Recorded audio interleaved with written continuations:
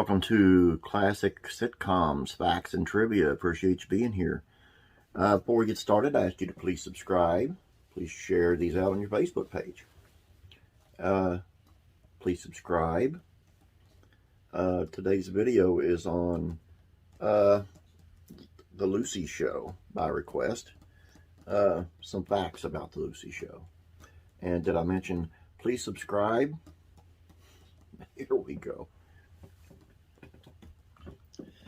And we start with, the show was not meant to go beyond one season. Desilu Productions was in a rough patch in the early 60s. The studio's Ann Southern show, Angel and Guestward Ho, were canceled, leaving the company with just the Untouchables on the air. According to the Lucy book, A Complete Guide to Her 5 Decades on Television, Arnaz proposed a sitcom as a temporary solution to get CBS to pump some money into Desilu. The network initially balked, unsure Ball would repeat the success of I Love Lucy on her own. Lucy agreed to the show under the conditions that the former co-star Vivian Vance be cast, and that the show occupy her familiar Monday night time slot. The rest is history. Vivian Vance insisted that her character be called Vivian. It happened to all iconic sitcom actors. People on the street call out your character's name. With Vance, it was no different. Public constantly referred to her as Ethel. Knowing her as Lucy's neighbor and pal, Mrs. Mertz, hoping people on the street would call her Vivian, she asked that her new character share her name. Vivian's character was the first divorced woman on primetime television.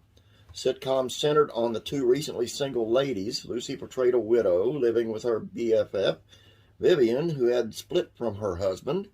That was bold territory in '62. Consider that 8 years later, even the progressive Mary Tyler Moore Show fearfully backed away from its initial concept of having Mary be divorced. The show is based on the book Life Without George. New York writer Irene Campen published her book about two divorcees in '61, providing the basis of the Lucy Show. The concept was changed a bit as the Ball's lead character was made a widow. One divorced woman on TV was groundbreaking in '62. Two might not have made the deal.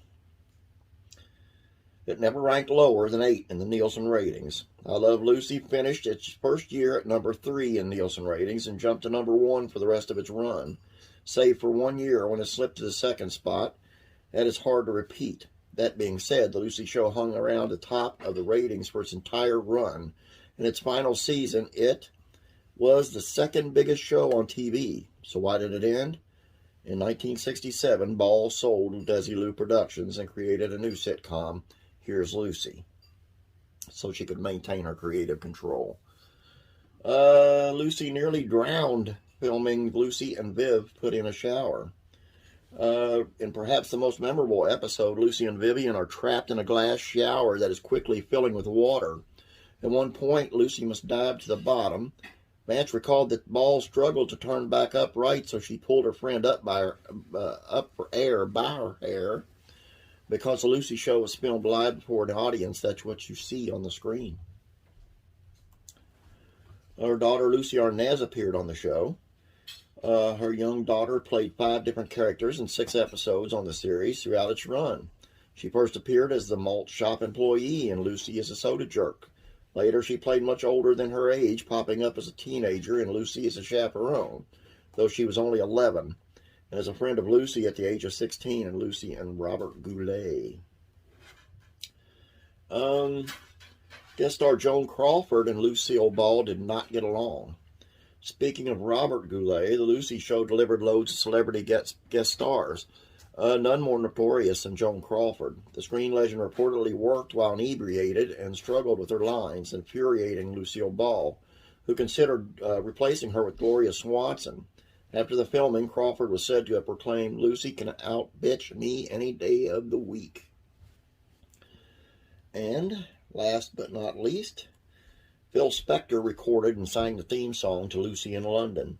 An episode from the 66-67 seasons, Lucy Flies to London, set up the spin-off TV special Lucy in London, which saw her character, Lucy Carmichael, swinging around Maud London.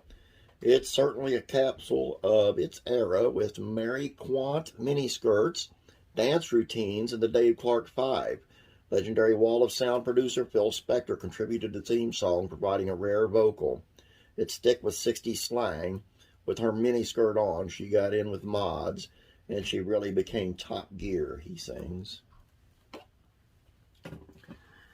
And that's all I got. I was going to add some stuff about Phil Spector, but I think I'll leave that alone. Hope y'all enjoyed this. This was done by request, so make your requests and I'll see what I can do for you.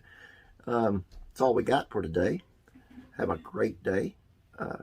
Don't forget to subscribe. Okay. God bless. I'll be praying for you.